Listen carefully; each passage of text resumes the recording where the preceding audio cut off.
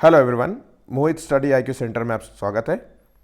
CTET 15 दिसंबर 2024 यानी कि आज जो है मॉर्निंग शिफ्ट में जो पेपर हुआ है उसका जो है ये सीडीपी पेपर है आपको।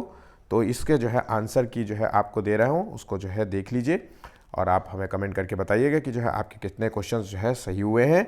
ठीक है, पेपर थोड़ा सा मॉडरेट है, कुछ 2-4 क्वेश्चंस जो है वो बहुत हार्ड थे।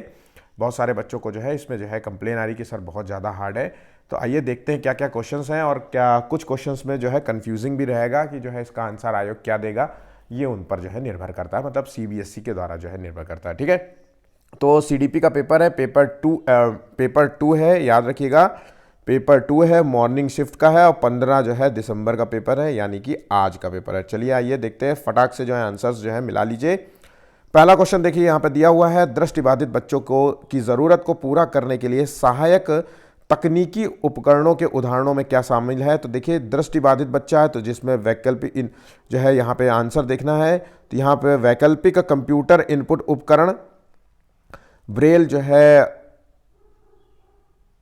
एम्बॉसर जो है और प्रदर्शन, और भाषण जो है वाक पहचान सॉफ्टवेयर, और सांकेतिक भाषा का प्रयोग। तो यहाँ पे जो डी ऑप्शंस बिल्कुल नहीं होगा, यहाँ पे आंसर है ऑप्शन यहाँ पे सी होगा। ठीक है, सी आंसर होगा। नेक्स्ट, स्वालीनता वाले बच्चों के समावेशन का समर्थन करने के लिए ऐसा उपकरण जो है उपयुक्त माना जाता है। स्वालीनता का मतलब होता है ऑटिज्म, जो बच्चा सामाजिक रूप से उठना बैठना नहीं चाहता, बातचीत नहीं करना चाहता, भीड़ भाड़ में नहीं बैठना चाहता है ना, थोड़ा सा एग्रेसिव हो जाता है, रोने लगता है, ढिंडोरा पीट देगा, ऐसा टाइप का बच्चा होता है। ठीक है, तो यहाँ पे जो है क्या आंसर होगा, देखिए यहाँ पे आंसर है ऐसे बच्चों के लिए सबसे बेस्ट रहेगा ठोस, शाब्दिक और सुसंगत भाषा का प्रयोग करना। ठोस का मतलब है तार्किक भाषा का प्रयोग करना, तर्क वाला जो है मूर्त चीज़ों का जो है बच्चे के साथ जो है मूर्त चीज़ें जो है पेश करिए, जैसे खिलौने उलौने हो गया। 1 2 3 जो है पढ़ाने की जगह जो है कॉपी और पेन की जगह उसको 1 2 3 वाले जो है जो खिलौने आते हैं उसको जाइए, उससे जो है काउंटिंग करना सिखाइए। इस तरीके से बच्चा सीख सकता है। बाकी जो है सभी ऑप्शंस यहाँ पे गलत होंगे, यहाँ पर दोनों जो है बिल्कुल आंसर क्लियर है। ठीक है, नेक्स्ट है थर्ड का जो है, कक्षा में प्रतिभाशाली और रचनात्मक बच्चों की ज़रूरत को पूरा करने के लिए क्या महत्वपूर्ण है। अगर कक्षा में प्रतिभाशाली और रचनात्मक बच्चे हैं तो उनकी ज़रूरत को पूरा करने के लिए जो सबसे ज़रूरी चीज़ है उनके लिए जो है उच्च ग्रेड, ये बिल्कुल भी नहीं हो सकता। देखिए टैग वर्ड से करते हैं, भावनात्मक आवश्यकताओं के बजाय संज्ञानात्मक आवश्यकताओं की प्रधानता नहीं, ऐसा बिल्कुल नहीं है। बच्चों को भावनात्मक, संज्ञानात्मक, नैतिक सभी चीज़ों की ज़रूरत होती है, तो इसको भी जो है हम हटा देंगे। यहाँ पे जो आंसर है वो है ऑप्शन सी। ठीक है, सी ऑप्शन होगा। नेक्स्ट पॉइंट, नेक्स्ट क्वेश्चन, चौथा क्वेश्चन है, कक्षाओं में छात्रों की असफलता से शिक्षिकाओं को किस प्रकार से जो है निपटना चाहिए। अगर बच्चा जो है असफल हो रहा है तो टीचर को ऐसी सिचुएशन में क्या करना चाहिए उसको जो है, तो देखिए टीचर को जो है अपनी खुद की रणनीति को जो है मतलब चेंज करना चाहिए, उसको परीक्षण करना चाहिए कि वो जो पढ़ा रही है क्या सही पढ़ा रही है, बच्चों को समझ में आ रहा है कि नहीं। ऐसा तो नहीं है कि वो बोर्ड में पढ़ाती हो और बस पढ़ा करके नोट करवा देती हो और जो है मतलब बच्चे जो है उसको अडॉप्ट नहीं कर पा रहे उस चीज़ को, तो उसको रणनीति बदलनी पड़ेगी, उसको अपनी जो है स्वतः मनन करना पड़ेगा कि जो है मैं सही से कर रही हूँ कि नहीं कर रही हूँ। तो यहाँ पे आंसर हो गया ऑप्शन सी। नेक्स्ट, पांचवा क्वेश्चन है, संरचनावादी अधिगम में पूर्व ज्ञान की क्या भूमिका होती है। तो संरचनावादी अधिगम में पूर्व ज्ञान की जो भूमिका होती है वो बहुत महत्वपूर्ण होती है। तो यहाँ पे देखेंगे पूर्व ज्ञान केवल उन्नत शिक्षार्थियों के लिए महत्वपूर्ण है, यहाँ पे उन्नत शिक्षार्थियों के लिए महत्वपूर्ण है, बिल्कुल भी ऐसा नहीं है। पूर्व ज्ञान केवल जो है शब्द इस्तेमाल हो रहा है, तो यहाँ पे तो मैं वैसे ही हटा दूंगा इनको। पूर्व ज्ञान सीखने की प्रक्रिया में बाधा बन सकता है, बिल्कुल भी नहीं। तो यहाँ पे आंसर हो गया ऑप्शन डी। नेक्स्ट, यहां तक बिल्कुल सामान्य सा है क्वेश्चंस, बिल्कुल सिंपल आ रहा है, पढ़ाया ही जैसा क्वेश्चंस है, कुछ भी अलग से नहीं है कि जो है आप कहें कि सर ये तो बड़ा कंफ्यूजिंग था, ये इस तरीके से थोड़ा हार्ड था। तो यहाँ पे बिल्कुल नॉर्मल है।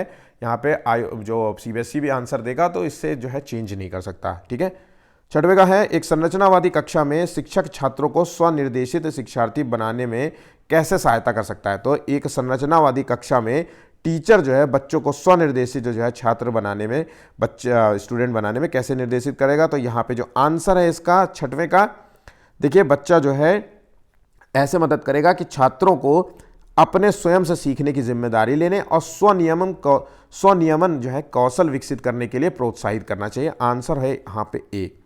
बाकी जो है यहाँ पे सभी ऑप्शंस गलत होंगे। 7वां क्वेश्चन है एजर्शन और रीजनिंग वाला है। देखिए मैंने पूरा एक प्रॉपर वीडियो इसका दिया था, एक पूरा इसी का वीडियो बना करके दिया था ताकि आपको क्लियर हो जाए कि ऐसे क्वेश्चंस को कैसे सॉल्व करते हैं। आइए जो है 7वें का आंसर देखते हैं। इसमें क्या है, मिडिल क्लास। यहाँ पे देखिए अभिकथन दिया गया है, एक माध्यमिक विद्यालय की शिक्षिका अपनी कक्षा के छात्रों को बेहतर ढंग से समझने के लिए उनके माता पिता के साथ नियमित जो है संपर्क में रहती है। तो यहाँ पे बिल्कुल सही बात है, यहाँ पे सही चीज़ है, अजर्शन है वो सही है। समुदायों को ये निर्देशित करता है कि बच्चों को कैसे और क्या सिखाना चाहिए, मतलब समुदाय जो है ये निर्देश दे रहा है कि बच्चों को कैसे सिखाया जाए और क्या सीखना है, ये कंट्रोल करने की बात हो रही है। तो ये नेगेटिव टैग वर्ड में आ जाना चाहिए इसको। तो यहाँ पे ये जो है कारण गलत होगा, आंसर होगा ऑप्शन ए, 7वें का आंसर है ए। ठीक है, नेक्स्ट क्वेश्चन देखिए, यहाँ पे बच्चे ने सी लॉक किया है, ये गलत है। 8वां है शिक्षार्थियों के समस्या समाधान कौशलों को उन्नत करने के लिए टीचर को डैश डैश को प्रोत्साहित करना चाहिए और शिक्षार्थियों के बीच जो है डैश डैश चिंतन को बढ़ावा देना चाहिए। अब यहाँ पे क्या है, देखिए शिक्षार्थियों के समस्या समाधान कौशल को उन्नत करने के लिए टीचर को जो है, एक तो पहली बात अभिसारी तो तुरंत काट दीजिए, है ना, मौखिकीकरण को तुरंत काट दीजिए। तो यहाँ पे जो है आंसर सी और डी में से कोई हो सकता है। तो टीचर को एक तो विश्वास दृढ़ता जो है बढ़ाना को प्रोत्साहित देनी चाहिए, उसके बाद शिक्षार्थियों बच्चों के बीच में जो है पारस्परिक चिंतन को जो है बढ़ावा देना चाहिए। यहाँ पे कार्यात्मक स्थिरता थी, ये थोड़ा सा, क्योंकि इसका इंग्लिश मीनिंग है फंक्शनल जो है फिक्सनेस को जो है बढ़ावा देना चाहिए, ऐसा नहीं है। ऑप्शन यहाँ पे सी बिल्कुल राइट होगा, ध्यान रखिएगा सी आंसर मेरे अनुसार सही है। इसका सीबीएसई जो है कुछ भी देखते हैं क्या होता है आंसर, लेकिन मेरे अनुसार जिन बच्चों ने सी सही किया है वो जो है सही होंगे। नेक्स्ट है 9वां क्वेश्चन है अन्वेषण अधिगम में छात्र जो है, तो वो जो है छात्र क्या होते हैं, तो वो यहाँ पे आंसर बिल्कुल सही है। विचारों को जो है खोज और हेरफेर के माध्यम से स्वयं के लिए जानकारी प्राप्त करते हैं। ठीक है, ऑब्जर्व करना होता है अन्वेषण में, मतलब होता है किसी चीज़ को ऑब्जर्व करके सीखना होता है। देख रहा है बच्चा, स्वयं से प्रोत्साहित होता है कि ये मुझे कार्य सीखना है, मुझे कैसे सीखना है, टीचर जैसे पढ़ा रहे हैं उस पर ध्यान देना है, इस तरीके से होता है ना, याद ही रखिएगा। तो यहाँ पे है हेरफेर के माध्यम से स्वयं के लिए जानकारी प्राप्त करते हैं यहाँ पे बच्चे। नेक्स्ट है 10वां क्वेश्चन है यह महसूस करते हुए कि वह विज्ञान कक्षा में ध्यान नहीं दे रहा है, इसलिए वह संप्रत्यय को समझने में असमर्थ है। ठीक है, तो विज्ञान की कक्षा में ध्यान नहीं दे रहा है, तो वहाँ के जो नियम है विज्ञान के संदर्भ में वो समझ नहीं पा रहा है। तो रमेश कक्षा में जो है सबसे आगे बैठने का फैसला करता है ताकि वो ध्यान केंद्रित कर सके। तो ये सीखने की किस रणनीति का कार्य है, तो देखिए ये आंसर है यहाँ पे 10वें का, ये है अधिसंज्ञान कहते हैं, इसे मेटाकॉग्निशन कहते हैं। ठीक है, ऑप्शन यहाँ पे डी होगा। नेक्स्ट, ये मिला लीजिए अच्छे से और कमेंट करके हमें बताइएगा कि जो है आपके जो है इस पेपर में कितने जो है क्वेश्चन सही किए हैं इस पेपर के इस आंसर की के अकॉर्डिंग। 11वां क्वेश्चन है संज्ञान के संदर्भ में भावनाओं के बारे में निम्नलिखित में से कौन सा कथन सही है। संज्ञान मतलब जो है इमोशंस के बारे में हो रहा है। अब इमोशन के संदर्भ में हमें बताना है कौन सा कथन सही है, यहाँ पे कौन सा कथन सही है। तो 11वें का जो आंसर है वह भावनाएं जो है संज्ञान के विभिन्न पहलुओं को नियंत्रित करती हैं और हालांकि इसके प्रभाव की मात्रा और दिशा बहुत से कारकों पर निर्भर करती है। देखिए जो भावनाएं होती है, इमोशंस होते हैं, व्यक्ति के संज्ञानात्मक पहलुओं को कंट्रोल करती है।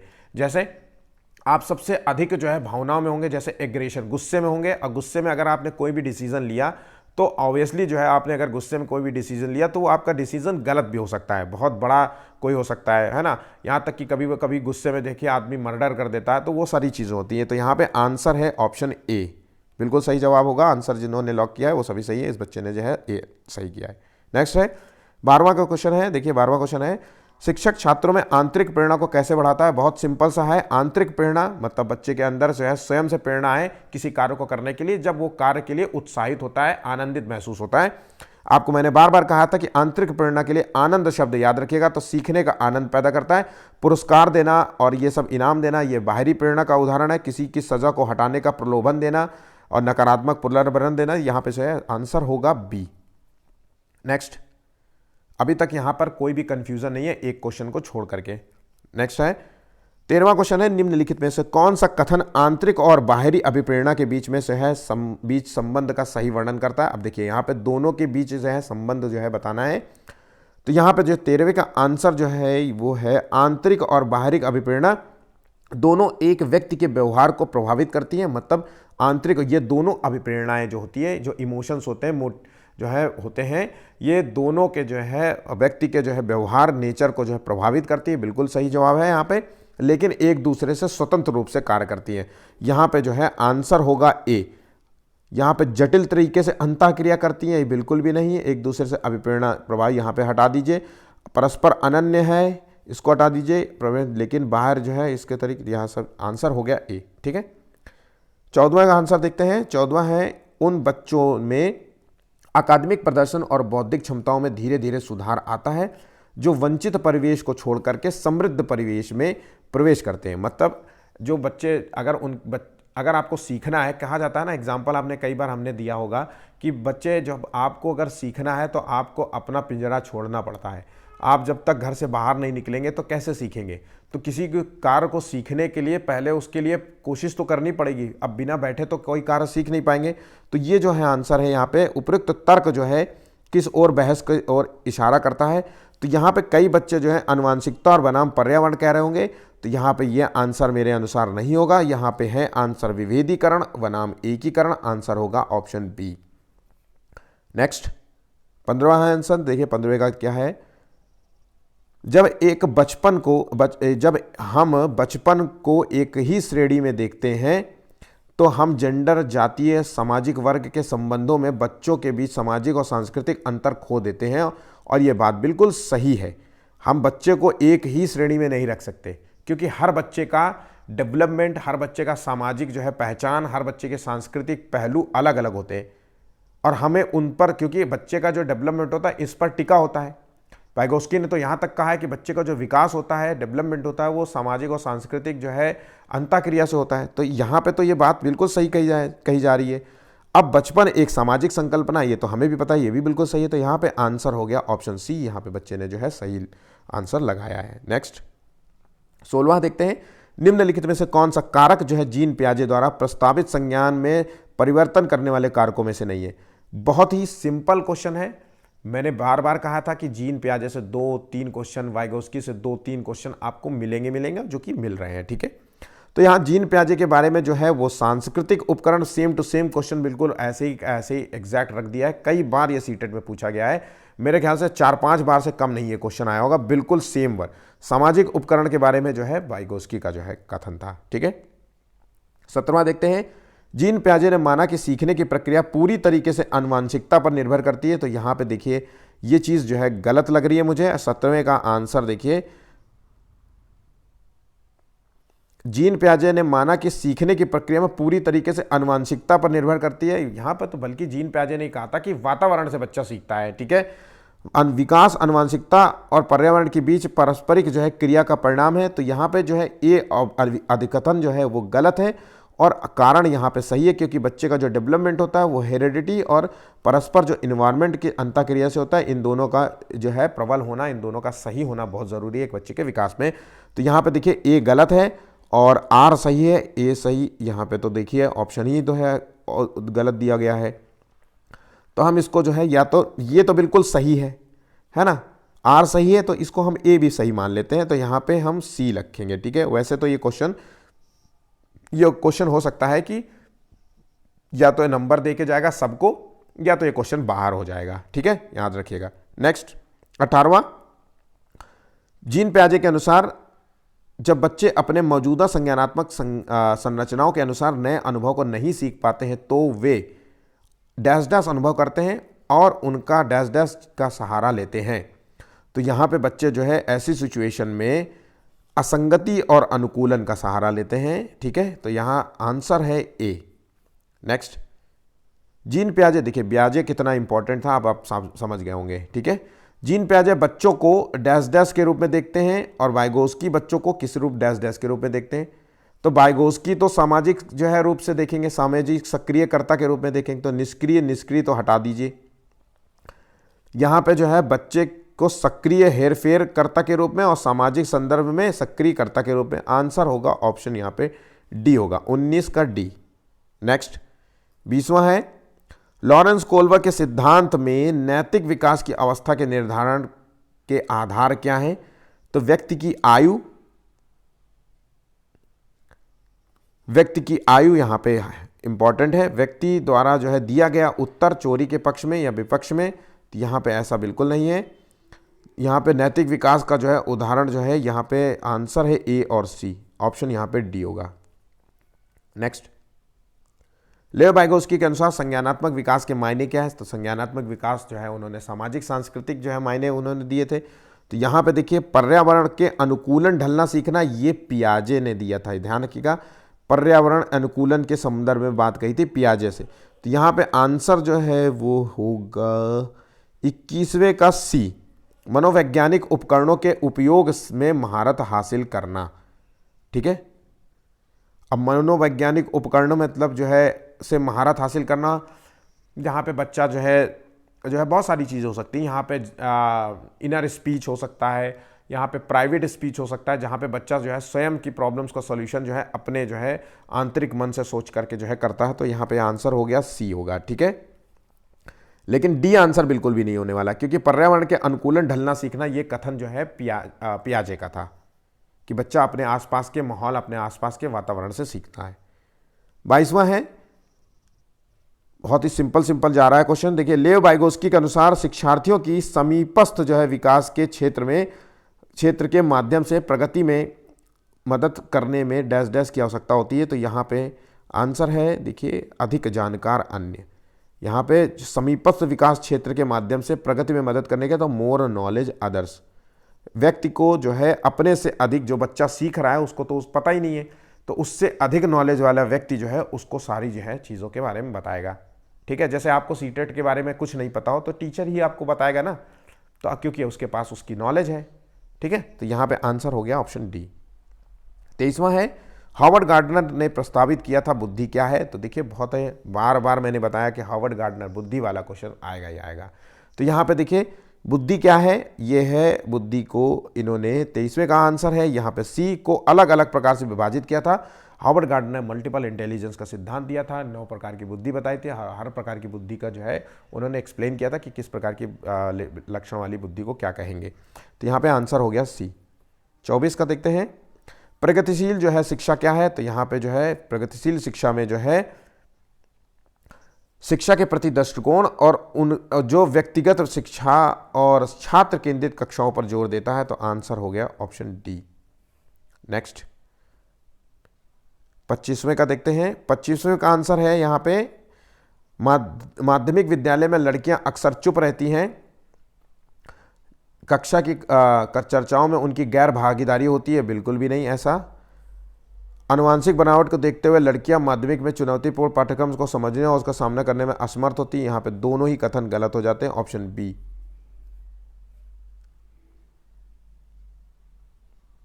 पता नहीं इसके बच्चे ने जो है कैसे उसका ए आंसर लगाया है। नेक्स्ट है 26, मूल्यांकन की प्रकृति डैश डैश होनी चाहिए और मूल्यांकन कार्य डैश डैश होना चाहिए। तो मूल्यांकन की जो प्रकृति होनी चाहिए वो गतिशील होनी चाहिए और उसका जो मूल्यांकन कार्य होना चाहिए वो प्रमाणिक होना चाहिए, ना कि मानकीकृत होना चाहिए। कई बच्चों ने मानकीकृत जो है बताया था। ठीक है, तो इसका आंसर सी होगा, ना कि ए होगा।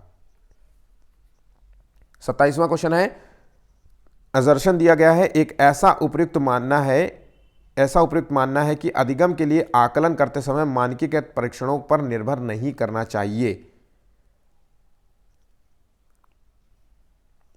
निष्कर्ष जो है संदर्भित परीक्षण में प्राप्त अंकों की तुलना में एक निर्धारित प्रदर्शन मानक से की जाती है। तो यहां पे दोनों ही कथन सही है। यहां पे जो है आंसर होगा सी। 27वें का आंसर सी होगा। निम्नलिखित में से कौन सा एक ऐसा प्रश्न का उदाहरण है जो छात्रों में विश्लेषणात्मक जो है कौशल को बढ़ावा देता है?